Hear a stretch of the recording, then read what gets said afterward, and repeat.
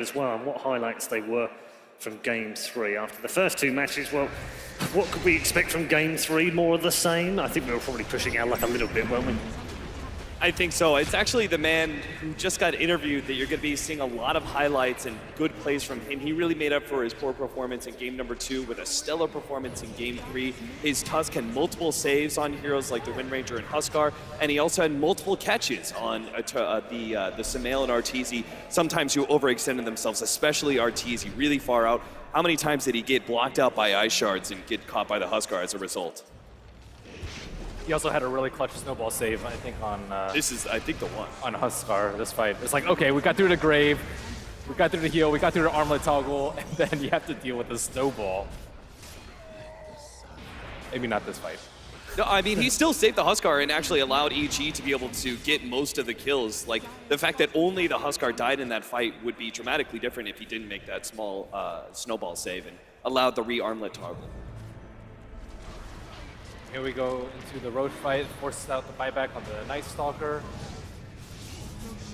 Arteezy had to use his spin so often to get in, and he really wasn't able to connect with the damage or even keep up his farm. They had a really nice healing ward placement and the tombstone placement on the high ground, but they were a little far behind.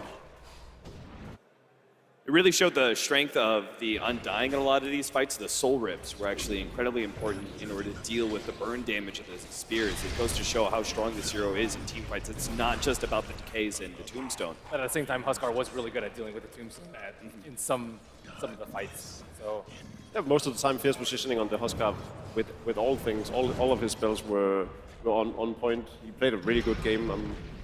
But there were so many things they had to go through. They had to go through the armlet toggle, the lifesteal, the satanic, the inner vitality, the grave, the snowball, sometimes the Aegis and the cheese. Like, how do you actually deal with all this from the Huskar? I sort of hope that OG ends up playing against Secret just to see who cheese is better. We really are seeing the strength of Huskar going into late game, though. Early when he was picked up, it was like, okay, you have to win by like 25, 30 minutes before, you know, it used to be that Silver Edge was the item to pick up to counter the Huskar. But nowadays, we're seeing that with the right type of backup items, you're seeing a lot of Solar Crest, even Glimmer Cape sometimes helping out the Huskar. He can be a hard one position going as late as 40, 45 minutes. And with the right bans, of course. They banned out the Timbersaw, which actually isn't surprising, versus EG and the AA last phase ban. So they actually set up into the Huskar pick pretty well, knowing the strengths. This is one of those fights where I think Evil Geniuses really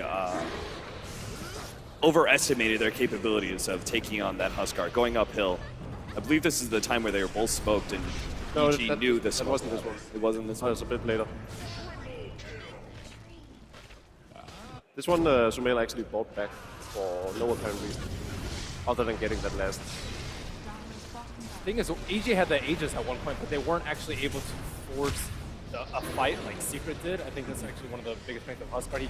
You can just siege the high ground so effectively. If you have an Aegis with Ember Spirit, it's still not a good front liner. They can't take out even a T2, let alone a T3 or a Rex. All they could do with that Aegis was try and complete the MKB on the Juggernaut, but it just came too late. I'm probably going to give you the most difficult question you three have had since the start of the Frankfurt Major, but how do you name an MVP from the 3 games from the 2 teams?